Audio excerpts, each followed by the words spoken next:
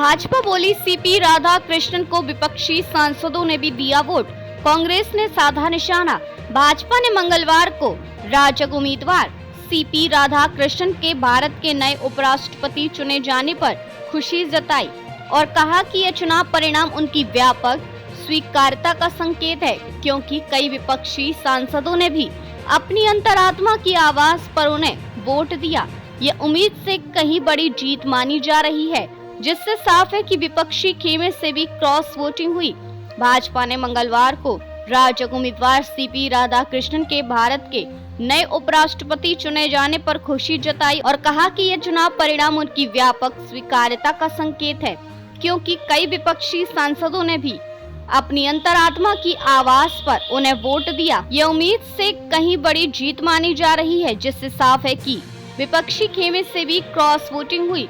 लोकसभा में भाजपा के मुख्य सचेतक संजय जायसवाल ने सभी मतदाताओं का आभार व्यक्त करते हुए कहा कि राजग उम्मीदवार को 452 वोट मिले, क्योंकि कुछ विपक्षी सांसदों ने भी उनका समर्थन किया।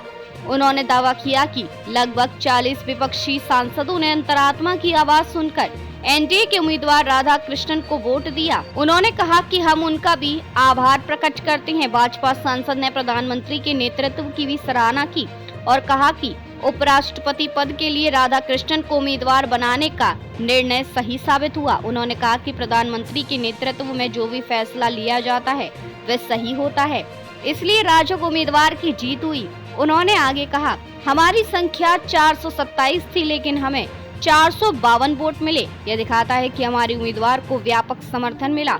रक्षा मंत्री राजनाथ सिंह ने कहा कि उन्हें भरोसा है कि राधा कृष्णन के नेतृत्व में राज्यसभा नई ऊंचाइयों को छुएगी और देश की संसदीय परंपराएं और अधिक मजबूत होंगी। राधा कृष्णन से मुलाकात के बाद भाजपा अध्यक्ष और केंद्रीय स्वास्थ्य मंत्री जेपी नड्डा ने कहा कि देश के प्रति उनकी निष्ठा, लंबे समय का प्रशासनिक और राजनीतिक अनुभव और राष्ट्रीय हित में निरंतर काम करने की भावना राज्यसभा की लोकतांत्रिक और संवैधानिक परंपराओं को और अधिक सशक्त और समृद्ध बनाएगी।